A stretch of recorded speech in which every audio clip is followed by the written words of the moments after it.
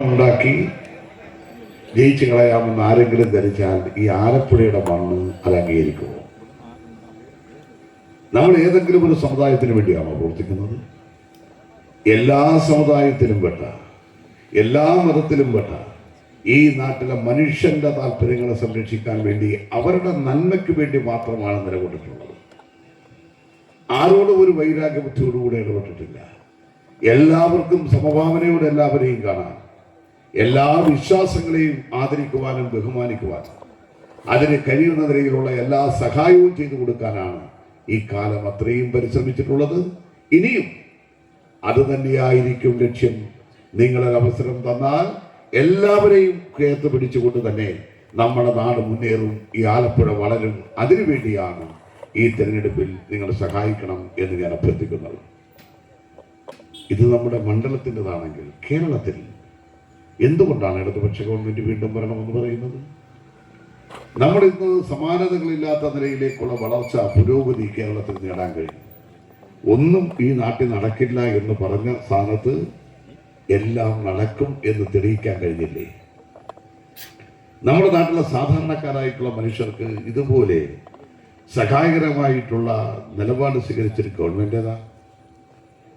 ഇപ്പോൾ ഈ സ്വീകരണ പരിപാടിക്കൊക്കെ ചെല്ലുമ്പോൾ നമ്മുടെ പ്രായമായിട്ടുള്ള ചിലരോടൊക്കെ നമ്മൾ ചോദിക്കും, ഇങ്ങനെയുണ്ട്, പെൻഷൻ കിട്ടിയ? വളരെ നിറഞ്ഞ പുഞ്ചിരിയ. കാരണം എന്തുകൊണ്ടാണ്? ഈസ്റ്ററും വിഷുവാണ് അടുത്ത മാസം. വിഷു കൈനീട്ടം കൊടുക്കാൻ ഒരു 100 രൂപ ആരോടും ചോദിക്കണ്ട. 4000 രൂപ പ്രകാരമാണ് എല്ലാവർക്കും 62 ലക്ഷം മനുഷ്യരുടെ കൈകളിലേക്കാണ് ഈ 25-ാം തീയതി മുതൽ കൊടുത്തുകൊണ്ടിരിക്കുന്നത്. ചെറുതാണ്. 2 പേരുണ്ടെങ്കിൽ, പ്രായമായ 2 പേരുള്ള വീട്ടിൽ 8000 രൂപ കിട്ടുകയാണ്. അപ്പോഴാണ് ചിലർ വന്നിച്ച് പറയുന്നത്, ഞങ്ങൾ വന്നാൽ 2000 അല്ല 3000 വെച്ച് തന്നേക്കാന്ന്. ഏതാ 3000 വെച്ച് തന്നേക്കാന്നാണ്? 600 ഉള്ളത് 18 മാസം കൊടുക്കാതെ കുടിശ്ശികയാക്കിയ ആശാന്മാർ ഇപ്പൊ 2000-ന്റെ സ്ഥാനത്ത് 3000 വന്നോ 5000 എന്ന് പറയാമല്ലോ. ഇത് കൊടുക്കാതിരിക്കാൻ എന്തുവേണേലും പറയാമല്ലോ. അതൊന്നും ഈ നാട്ടിലെ ജനങ്ങൾ വിശ്വസിക്കുമോ? അവിടെ ജീവിത അനുഭവമില്ലേ? ആ സ്വന്തം ജീവിത അനുഭവങ്ങളുടെ അടിസ്ഥാനത്തിൽ കേവലം പെൻഷന്റെ കാര്യം മാത്രമല്ല, ഇപ്പോ 1000 രൂപ പ്രകാരം നമ്മുടെ നാട്ടിലെ വീട്ടമ്മമാർക്ക് കിട്ടുന്നില്ലേ? BPL-കാരായവർക്ക് 5000 കിട്ടുന്നുണ്ടല്ലോ. കഴിഞ്ഞ മാസം തൊട്ടാണ് ചിലർ വാങ്ങിച്ചു. ഇപ്പോഴേ ചോദിക്കണം അത് കൂട്ടിത്തരുന്നത് എപ്പോഴാണെന്നാണ്.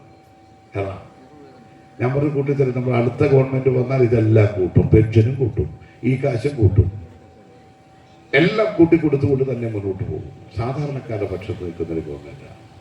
അതുകൊണ്ടാണ് ഇടതുപക്ഷ ഗവൺമെന്റ് വീണ്ടും അധികാരത്തിൽ വരണം എന്ന് പറയുന്നത്.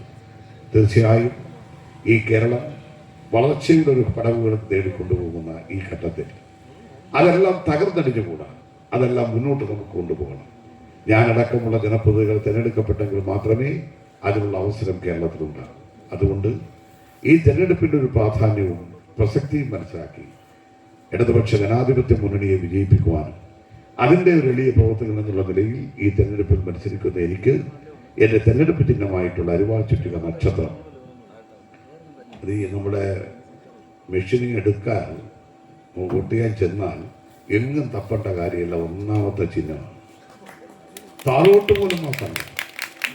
എല്ലാവർക്കും ഏതാ നമ്മൾ പറയത്തില്ല, കണ്ണടച്ച് കുത്താന്ന് പറയുന്ന പോലെ ആർക്കെങ്കിലും ചിഹ്നത്തിട്ട് കുത്താൻ എന്തെങ്കിലും ബുദ്ധിമുട്ടുണ്ടെങ്കിൽ ആ പേരിട്ട് കുത്തിയാലും തെളിയും.